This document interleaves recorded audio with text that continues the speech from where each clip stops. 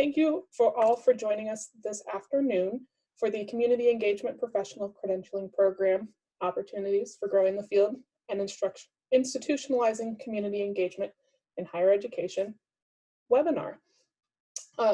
Before we get started, I'd like to introduce all of our panelists. Today we have with us Clayton Hurd from Campus Compact. Clayton has served as the Director of Professional Learning at Campus Compact since 2018. Before that, he served for 8 years as a Senior Program Director to Public Research Service and Graduate Engaged Scholarship at Stanford University. I'm Kristina Kofoot. I serve as the Community Engagement Program Coordinator at the University of Northern Iowa in Cedar Falls, Iowa. We have Alyssa Melby is the Assistant Director of Academic Civic Engagement at St. Olaf College and a former arts nonprofit executive director. And Joy Pendley is the Director of Community Engagement at the University of Oklahoma. Joy is going to launch a poll for all of us. We'd like to see who's on our webinar today, looking at roles as faculty, admin, staff, community engagement professionals, etc. So please take a moment and pick what describes you best.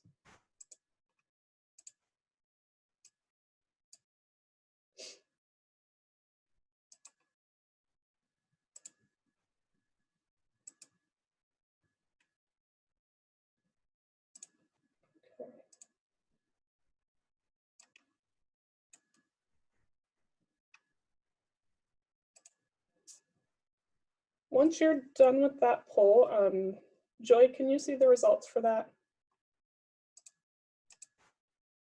I just want to make sure. I can see them. I'm looking at, wow, it looks like a full 72% are community engagement staff members. We have 5 of the faculty with community engagement administrative responsibilities. We have a couple faculty without, we have a couple graduate students, we have a few nonprofit folks, and then we have some higher education folks who are not community engagement staff, and then a few others. So a pretty good, a pretty remarkable diversity of folks on the call. Awesome, thank you, Clayton. Our agenda for this afternoon, we're going to be looking at what is the Community Engagement Professional Credentialing Program, what are micro-credentials as part of that process. We'll talk about lessons learned throughout the credentialing process, and of course answer any questions that you all might have. I would like to mention that if you have 2 screens in front of you today, feel free to pull up the credential.compact.org website. It could be helpful while we're talking about all of these different things. And a few housekeeping items. You are all muted for now. When we do Q&A at the end, we can open up the mics. If you have any thoughts or questions again in your head, please add them to the Q&A or into the chat section. We'll use these at the ends for a moderated question and answer session. Joy is helping in moderating our question and answers throughout this presentation. This is being recorded, so we will be able to share the link with your networks. Chat links will also be available later, so anything that's coming up in the chats. And we reserve the right to remove anyone who makes unkind or offensive remarks throughout the presentation. With that being said, I'm going to hand it over to Clayton to get us started.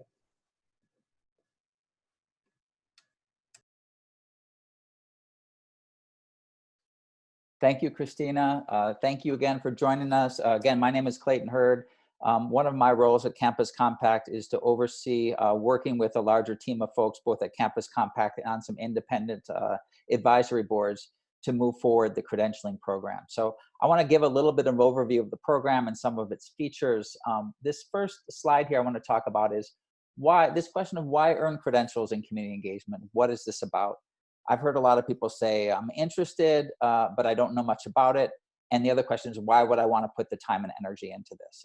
And I'll say that what we know as folks who do this work is that community engagement professionals have a very unique set of skills and knowledge that's not always broadly understood or valued for what it is inside and outside of higher education environments. There's no degree, with a few exceptions, to demonstrate it. It can be difficult to convey to others the hard-earned competencies you've developed over time and that you possess. So validating these competencies is really important and useful, right?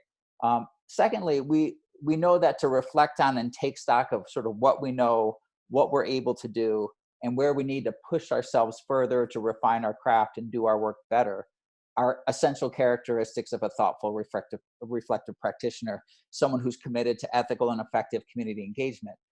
For example, to what extent is an equity lens effectively guiding our work? Are we designing our programs in ways that maximize inclusive and reciprocal processes? Are we effectively balancing community capacity building goals with the interests and desires of the universities with which we may be working? These are inevitable and ongoing challenges of our work, but they're really necessary to consider and reflect upon and learn more about. And so this work is not just broadly for us as individual community engagement professionals, but for the field more broadly. So we really see participation in the credentialing program as something that allows for one to take stock of sort of what should be in itself a reflective, essential, and a meaningful process.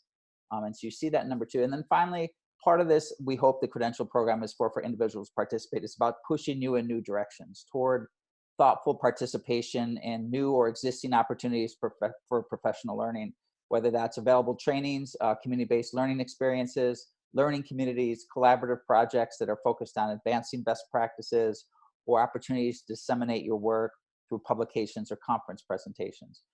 When you participate in the credentialing program, the other great benefit is Campus Compact gets to know who you are, what your strengths are, where you're looking to extend your learning, and we want to connect you to those opportunities, and we will, because it's part of the design of the program.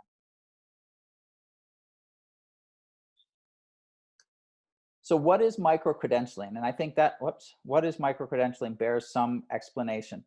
A micro-credential is a digital certification and not a certificate. And that distinction is important. Many of us have gotten a certificate before. You can often get one for sort of participating in a learning program. And they're quite pretty often. You either get the paper or you get something you can put electronically and digitally on your profile. A certificate is something that you own and hold without much further expectation that you do anything. A certification is a result of an assessment process, and it's owned by the certification body, not the individual, and it typically comes with some level of ongoing requirement for earners to maintain their certification. So for our credentialing program, when you earn a micro-credential, you have a certification as a time-limited recognition that verifies you have met established proficiency expectations around a certain set of competencies laid out in our program, and demonstrated that competency through a eligibility application and then a comprehensive assessment process. So we'll talk more about that in a second, but that's something to think of. The competencies that our micro-credentials are based on were built through a multi-year process by reviewing existing literature, particularly empirical practice literature across a range of practice areas, and then distilled down into knowledge, skills, abilities, and dispositions in each area. The books you see there are sort of the comprehensive review is sort of captured in those. Lena Distilio and research colleagues have published that work. But it's important that that work is just the starting point for how we design the credentialing program. We're continuing to survey practitioners and scholars and benchmark the articulated competencies against existing models to ensure their continuing integrity and relevance over time. So micro-credential, what are the micro-credentials? And we have 15 of them. And I wanted to give a sense of what they are here. And if we could also launch this poll to get a sense of what micro-credentials people may be interested in. The ones that are a little bit bolded are the ones we currently have available. So right now there are 5 different micro-credentials available, and we'll be building up the others over time as we build our capacity to basically refining the rubrics and assessment instruments to get them going, and building the capacity of our online system to access and process submissions, which is a work in progress, but it's certainly moving along. As I said, each micro-credential that an individual earns is a certification in and of itself, and it validates the competencies that an individual has already developed in a certain area of community engagement. However, beyond that, individuals have the opportunity to combine their micro-credentials to seek recognition as a fully certified Campus Compact engagement professional. And you see there that the ones that are in color are the ones we currently have available. The other ones will be out within the next year. You'll see that by earning the 3 core competencies and then 3 of the remaining 12 qualifies you for full certification. So I just want to be able to point that out.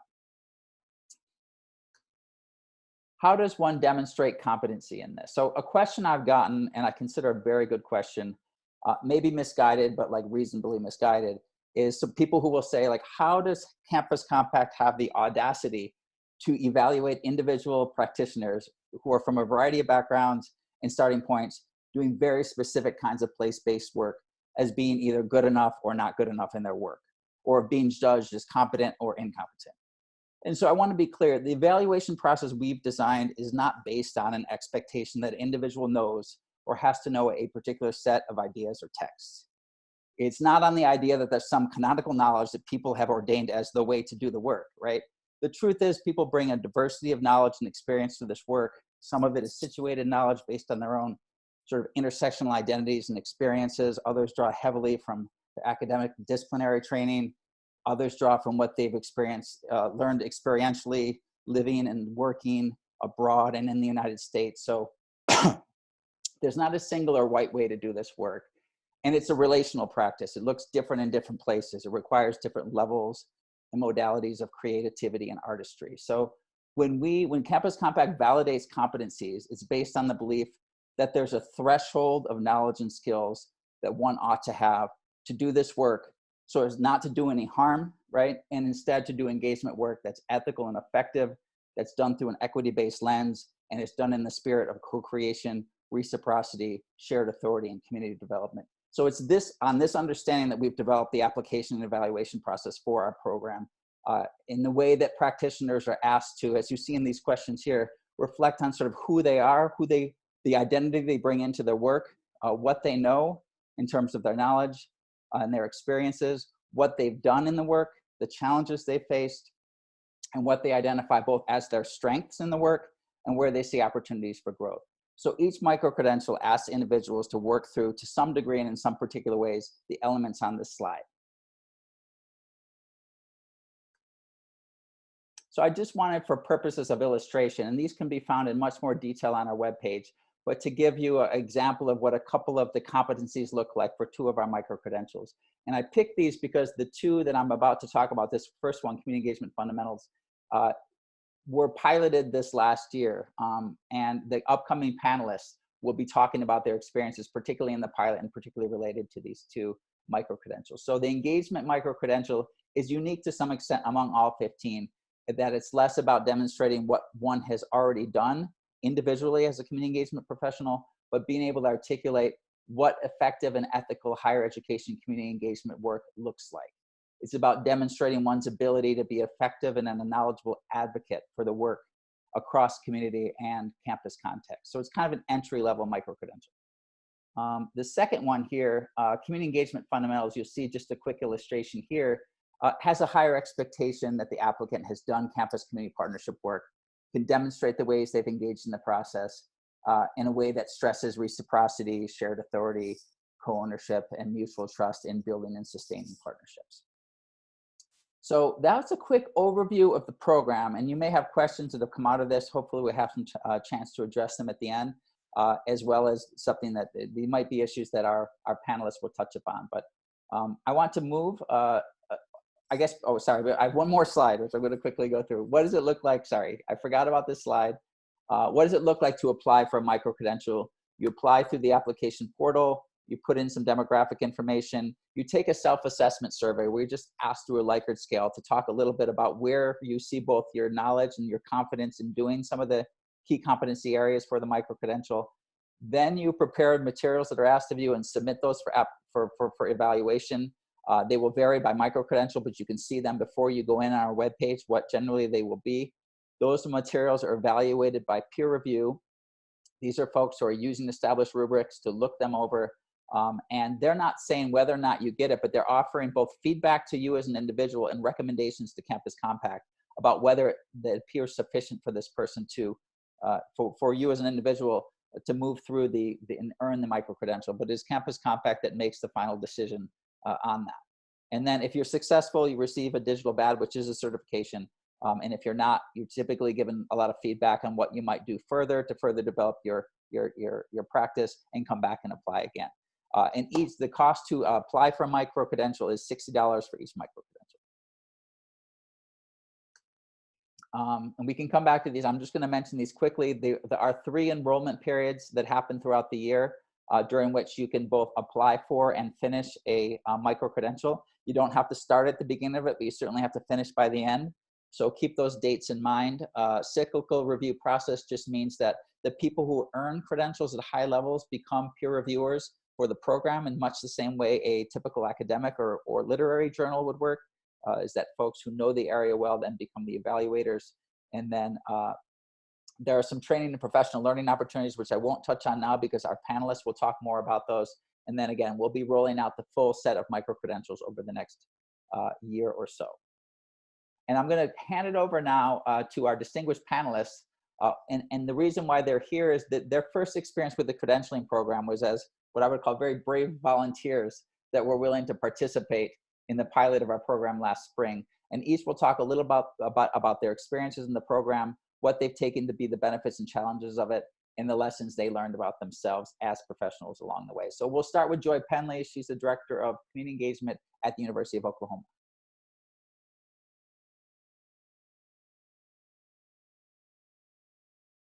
Joy, you're muted, so.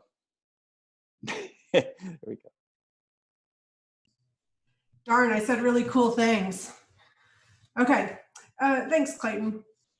Alyssa and Kristina and I talked about our experiences and wanted to share just some of what we learned by participating in this program.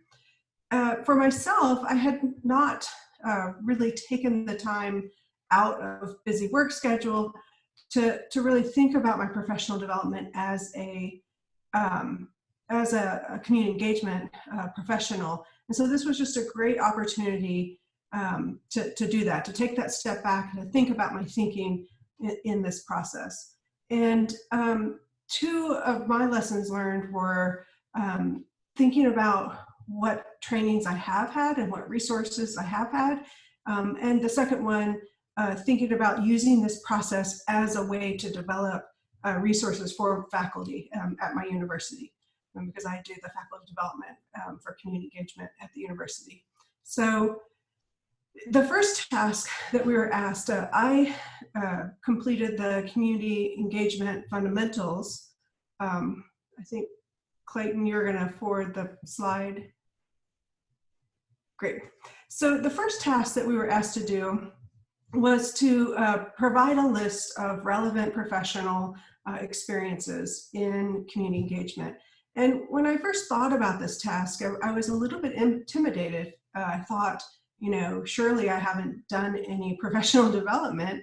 You know, I've done a lot of work, a lot of literature review and a lot of work, but I hadn't really thought of it in terms of professional development. And the task was to list these things, and I felt a little intimidated by that, but we participated in discussions with the pilot group and brainstorming what kinds of experiences we had that helped us develop as an engagement professional.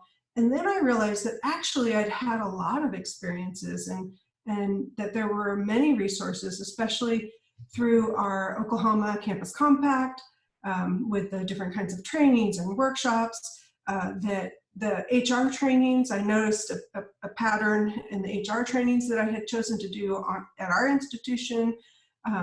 Also the workshops that I've attended at professional conferences, and then different leadership roles that I've taken here at the university and statewide. Really all, I began to see this pattern emerging and how I had been developing myself, which both gave me a little more confidence in completing this task, and also helped me to think about my way forward. So what are my critical commitments? Well, we talked about them as critical commitments, and how might I continue to develop myself based on those. And so you will turn in a list of these things and really think about very broadly that it's not about quantity, it's really about the quality of the experiences and opportunities that you've taken advantage of, either through your campus compact or through different, through trainings at your university, or participation in leadership opportunities, or at national conferences. And so take that opportunity to just really think about that, and then think about where this might lead you once you finish the credential, in looking for other opportunities for growth. The second task that we completed and submitted for the community engagement fundamentals was to develop a presentation. So we need to show to exhibit the competencies. And what I really like about these micro-credentials is that Campus Compact has done a lot of work here defining the competencies in these different areas of community engagement. And so I wanted to develop a tool that both I could submit for my micro-credential, but that could also become a resource for faculty at my university, because the competencies are so well laid out. And as I'm helping faculty on campus to develop, I can use these competencies as instruction for them. So we had just at the time instituted a new service learning designation for curriculum at the university. And so I thought it was a great opportunity to use these community engagement fundamental competencies to then instruct faculty in developing service learning curriculum. And so I created a presentation that the introduction was using Campus Compact's competencies, and then I used specific information about our service learning designation, and then I created a nice video that faculty are able to use to help them to understand more broadly their work in service learning. And so I encourage people to use the micro-credentialing not as an end in itself, but as a way to really think about your development up to this point, think about where you want to go, and then also use these competencies and all this work that Campus Compact has done in thinking about best practice and providing more resources for your institution.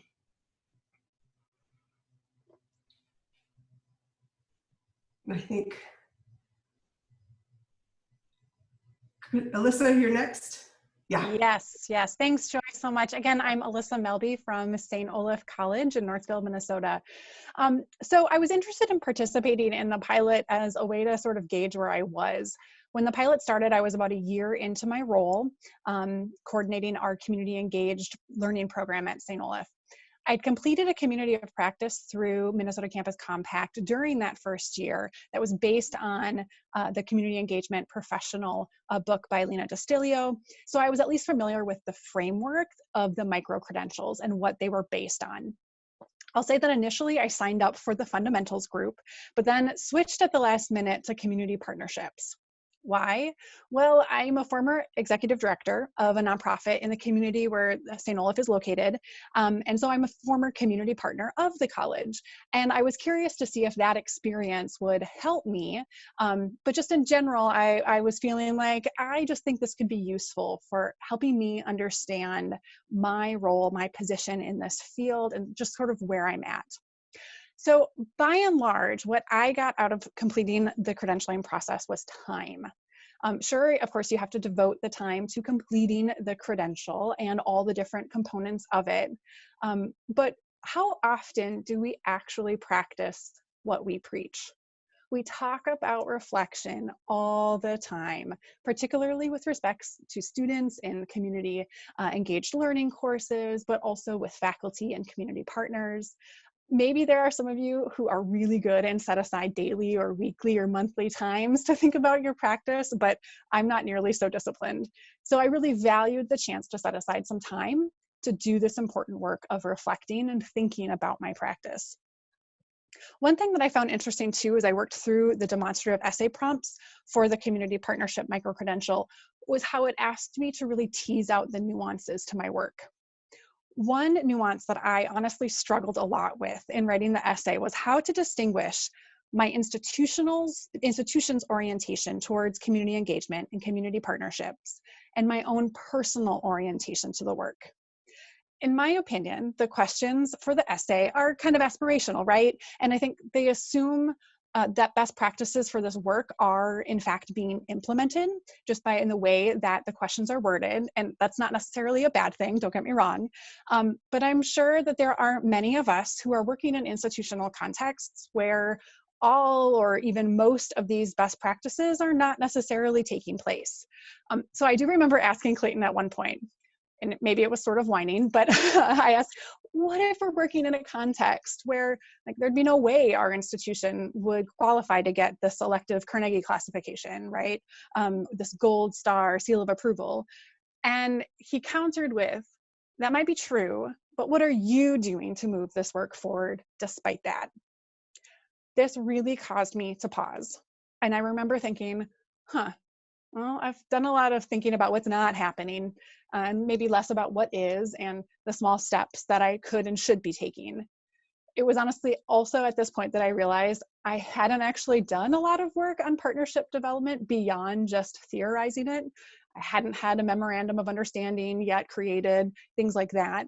And it's also when I knew that I probably wouldn't receive the micro-credential. Newsflash, I didn't actually get the micro-credential in community partnerships, but the panel did graciously give me the fundamentals, which I'm grateful for.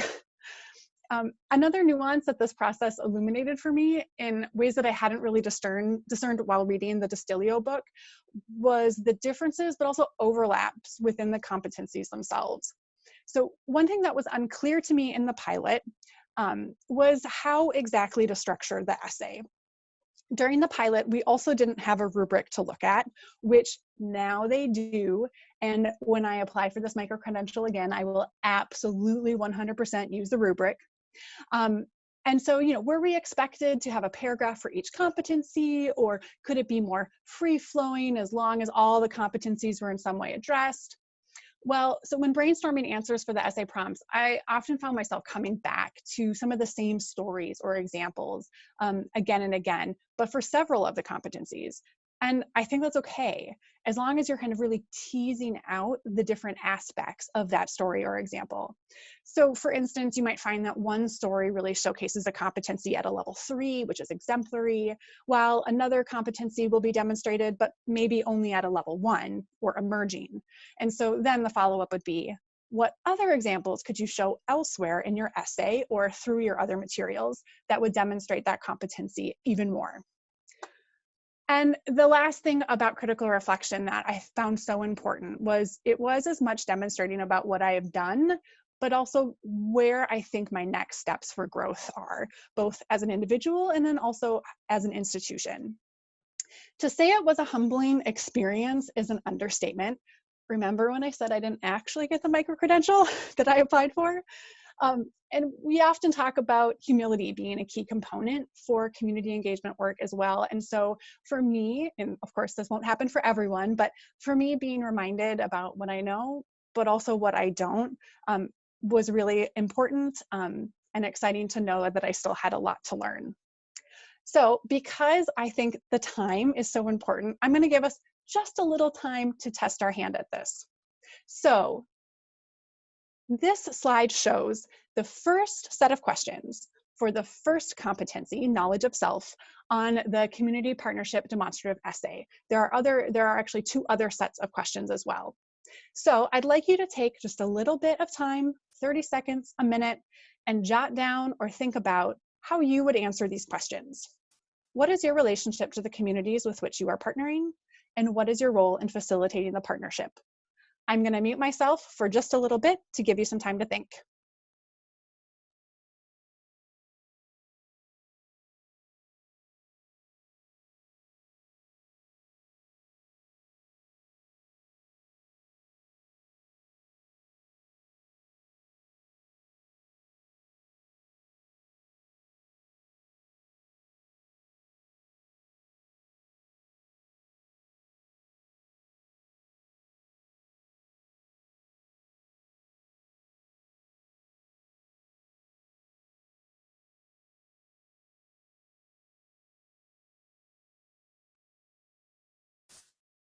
All right, let's come back together.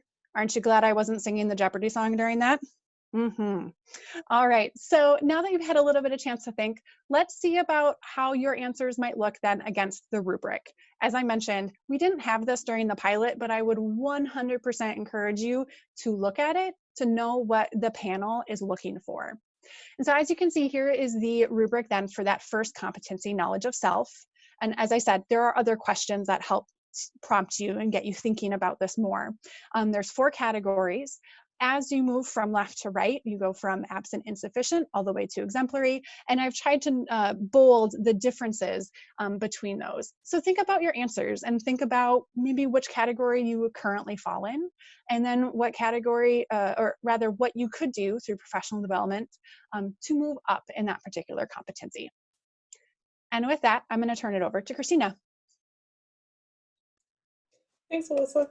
Again, my name is Kristina Kofoot. I'm at the University of Northern Iowa. Just for a little bit of context, I've been in my position at UNI for almost 4 years as a full-time staff member, and for 2 years before that, I served as the Community Engagement AmeriCorps Vista at UNI. So I've had almost 6 years of experience under my belt. But when applying for the micro-credential for community partnerships, I was around 4 years, almost 5 maybe. So that's a little context for those of you who might wonder where in the path you are. While I was applying for this micro-credential, I thought it sounded really interesting. My boss said, go ahead, give it a shot. And at that time, I was also participating in a community of practice around Linda Distilio's book about creating sustainable community partnerships.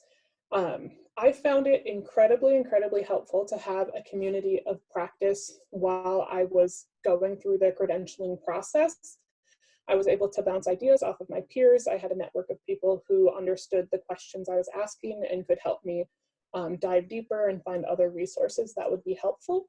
I also constantly had the book out at my desk sitting right next to me so I could flip through it and find relevant quotes or relevant information that I thought would be good for the essay. It was also a great accountability mechanism. I was able to rely on my community of practice as oh yeah, Kristina, work on your essay, keep doing these things, because we had our monthly meetings. So I was able to keep up with the work that I was doing. It was also a great introduction to field research and knowing about what Campus Compact had to offer. I was able to learn from a community of practice, but along from Campus Compact as well, about what resources were available. And I would highly recommend throughout the process to get Distilio's books, to use the Campus Compact website. There's nothing that says you can't use your resources to help in this process. And I think they're highly useful in doing that. Community of practice can also help you fill in the gaps where you feel like you might need to improve around an area, or if you have questions around something. You want to go to that next slide, Clayton? Sorry. The communities of practice opportunities are being approved by the National Campus Compact. They've got online courses, national communities of practice, and additional statewide and regional communities of practice through Iowa and Minnesota Campus Compact partnership, as well as campus community professional development opportunities. For those of you who are sticking around for the next presentation, or for those who think you might pop off, I would recommend that you stick around for the next presentation around communities of practice and get some more information on those. We'll go now and start our Q&A session. We've got about 10-15 minutes to go over any questions that might not have been answered yet. And if you have any, please feel free to put them into the chat or the Q&A box. Great. So there are quite a few questions in the Q&A, and actually I'd encourage you to put them in the Q&A because then you can like or uptick the questions so we can know which ones are really of great interest to our participants today. So the first that I'll throw to Clayton is, how is Campus Compact ensuring that this credential will be seen as weighty to potential employers, community partners, etc.? Yeah, that's a good question. And actually, Clayton, there's several in this area I would point out. So that it's weighty to employees, that employers understand it or community partners understand it. And who is this for? So why would people do this? Yeah, lots of questions there. I think the question of like, what is the, thinking about the different ways that employers and partners can understand this. The program is new, and I think most of our development and promotion of the program to date has focused on really getting the word out to professionals in the field. Our next level of really pushing this program as we build out all the micro-credentials and have a sort of a fully running program, and probably before then, but as we move down toward that way, is to really start telling the story to employers, telling the story to higher education, to administrators, to the nonprofits we work with, and really letting them know what this is about, what people who are, what the program's about, how it's getting professionals both sort of showing what they have to offer, but also a process through which individuals can really sort of refine their craft and be connected to others who are committed and interested in doing the same sort of thing. So I'd say the quick answer to that is that's sort of a next level thing that we have on our sort of like program rollout level. So is to reach different audiences where they are and talk to them about the meaning of this program. In terms of why someone would do it, we talked a little bit about that earlier, and I hope the folks on the panel have given some sense. I don't think I need to go further into that. But the idea is folks who do this work are doing great work that often does not get recognized. There's no degrees for it. So this is a way to say that to push yourselves to do the work better, but also to get recognition for what you know and what you've been doing, the complex sort of skills and knowledge you bring to bear in the work that you do. There was also a question about what about those folks who are not in higher education? So folks that are doing this kind of work, they were thinking about, there's a lot of different micro-credential, but those three core seem to be very higher ed focused. And so what about non-higher ed folks?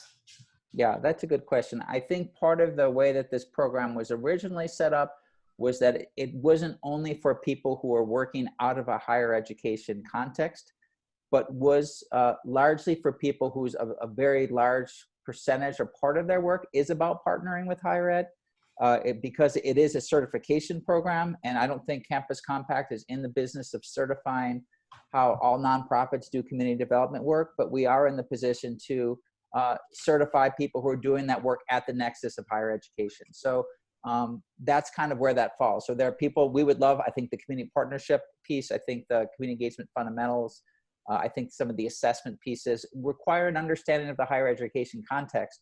But for folks who are working at that nexus in nonprofits, that are working at that nexus in business or in other areas where there's a strong connection with higher ed, it's worth looking into as a possibility, one, to push you in that direction. But if you're looking to come into the field, to be able to start to build some experience and knowledge base about how some of these things work in or around the higher education context. I think that's where Campus Compact can make a difference. I don't think we're going to make a difference as community development certifiers, but we will if that's about higher ed involved in that process of community development, for example. I could also really see nonprofits, particularly with the community partnerships, micro-credential, being able to showcase that with their funders. So many grantors these days and foundations are really encouraging collaboration, reciprocity, things like that. And the process of going through that particular micro-credential really helps you get immersed in the literature around those best practices, particularly with respect to higher ed. But I think there's a lot of tools about partnership development that can be applied to nonprofits' partnerships with other nonprofits and things like that. So for our nonprofit folks in particular, I could see that being a really beneficial use. I'll also share that with respect to how I've advocated for the micro-credential and used it with my supervisor. We have a professional development plan. I'm sure many of you do as well. And so I shared this as part of that. I think what was also exciting was the fact that this wasn't just a webinar, and I recognize the irony because we're doing a webinar right now, but there's that process of assessment an assessment by peers, an assessment by knowledgeable peers, right? And so it brings it up to that next level, which I think was important for me to demonstrate that I have a growing understanding of what this field is and what it does, and being able to show that to my supervisor. All right. Another question that has a lot of likes is just how long does it take the average person to finish the micro-credential? Joy or Kristina, do you have any ballpark guesses of how long it took you to finish? Well, in the pilot, I was really doing the process with my cohort. So I took that whole 6 months of the pilot. I think you could do it quicker. And there's several questions that are set along. And so how long does it take to complete? And then there's two things. So there's how long does it take to complete a micro-credential, but also how long would it take to complete a certificate? So which would be 6 micro-credentials. So other folks asked, can you do more than one at a time? Can you do more than one in a cycle? Is there a fast path? So one's been doing this for a long time. Is there a way to do this quickly? I think we also discussed, Clayton, how long does a micro-credential last? So once you have it, do you have to renew it? So these were some questions that were very on that line. That was a lot of questions. One thing I can say, I think the question around timing, I think there's a few things there. It varies in two ways. It varies maybe by the micro-credential to some extent, but it also depends on sort of how far you are along in your thinking around these areas. So if you're someone who is doing community partnerships and it's something you've done for a long time, you can attach artifacts, like basically examples of things that you've done and annotate them in terms of what about that artifact links to the competencies. So for that, even for the community engagement fundamentals, if you've been doing this for a long time, you can just upload something. You have to do a few reflective pieces, but then you can upload some artifacts and talk about what you've done related to the competencies, where if you're someone just coming in or you want to take the time to do something like a video, then of course it's going to take you a longer time to do. So the question about fast tracking for people who have been in the field for a long time, a lot of these are about submitting artifacts of things you've already done. So if you've done them and you can pull them out and you can annotate them, that's pretty quick.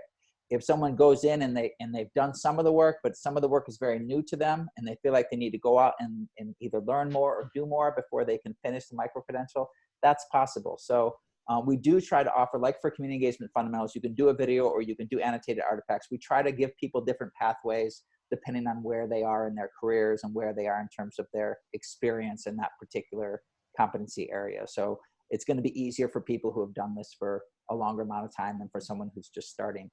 But that's part of us wanting to sort of kick in professional development as part of people turning towards professional development as a way to move through the credential program. I think there's several questions trying to understand, differentiate between someone who's new to the field, who's developing as a professional and someone who's been in the field for a really long time. And so why would someone who's been doing this already for 15 years, why would they be interested in this process? And how might it be different for them? Yeah, I think if someone's been in the field for a long time, there's various ways that moving forward. I think one is to be able to just do the reflective work that all practitioners should do doing this. The other thing is Campus Compact really looks closely at the applications that come in and the folks that are doing this and tries to sort of direct them towards other kinds of opportunities. So if you come through and you're doing a community partnerships micro-credential and you've been doing this for 20 years and you clearly have this expertise, we want to direct you towards publication opportunities, towards other people you can collaborate with or lead projects that we're doing or get you involved. Like we want to find a way to use the program to help us identify and really understand the strengths of people in the field and find ways to introduce them to new kinds of opportunities. So that's a big piece of that. I think a big piece of that is creating a community of folks who are all committed to both understanding what it means to do this work ethically and effectively, and then at the same time being a collective group that can get together and really push the field forward on a regular basis. So again, I think to know that just like why would you get a degree if you're already doing a practice? I think it's an important process to go through the degree in terms of what more you can learn, but also to have that validation of what you know. So I think those two pieces would be true at any level. Okay. So there are a couple of questions about, you know, submit the best, most competitive application, and also if you don't receive the micro-credential the first time you apply.